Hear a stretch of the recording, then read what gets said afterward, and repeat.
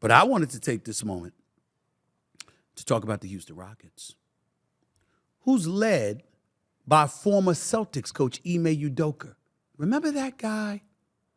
Remember that guy that I went off about, where I said some of you out there are pieces of shit? Remember that? Because this man had a consensual relationship with another adult and somebody out there in Boston. And when I sit up there and I get incendiary and I drop a curse word like I just did, I'm talking about somebody in Boston. Who leaked that information? That Ime Udoka. You sitting up there, don't get me wrong, not condoning it. You can't mess around, particularly on a team. What was my position back then, ladies and gentlemen, just to regurgitate my point? Fire him or keep him. What you don't do is publicize it like he the only dude that was getting loose in the office. I'm going to repeat what I've said on many, many occasions on national television. I have been covering sports for 30 years. I can't count the amount of screwing around that is going on in offices. And we ain't never heard about it.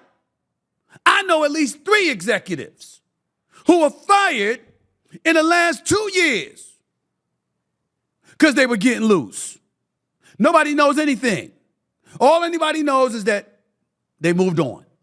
You didn't hear anything about their personal business, but folks was ready to throw Ime Udoka under the bus.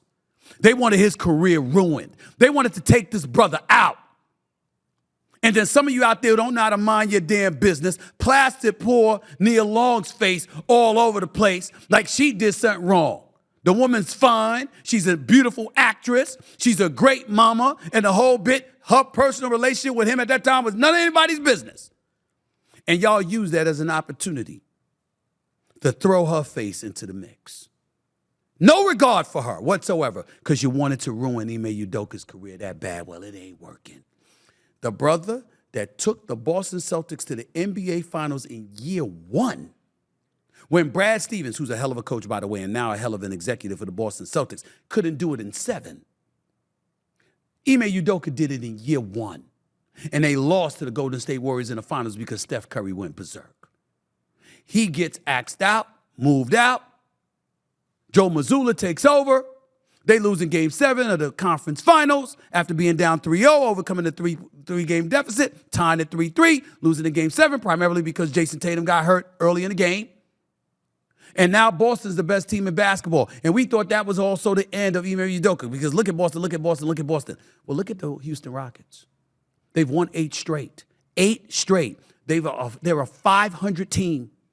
And by the way, just so y'all know, in the month of March, the Houston Rockets are 10-1. They lead the NBA in offensive efficiency with 121.5 points per 100 possessions. Defensive efficiency, they're 3rd in the NBA, only behind the New Orleans Pelicans and the Sacramento Kings. They're 2nd in the NBA to the Pelicans in net rating, outscoring opponents by 11 points per 100 possessions. They're 3rd in the NBA in fast break points.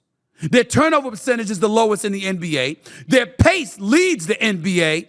And steals per game, they're 2nd in the NBA. And by the way, this cat, Jalen Green, is averaging, tied for 4th in the league, averaging 27.8 points, shooting 51% from the field, 42% from three-point range. The Rockets are coming. And it's because of Ime Udoka. Remember I said that. Remember I said that.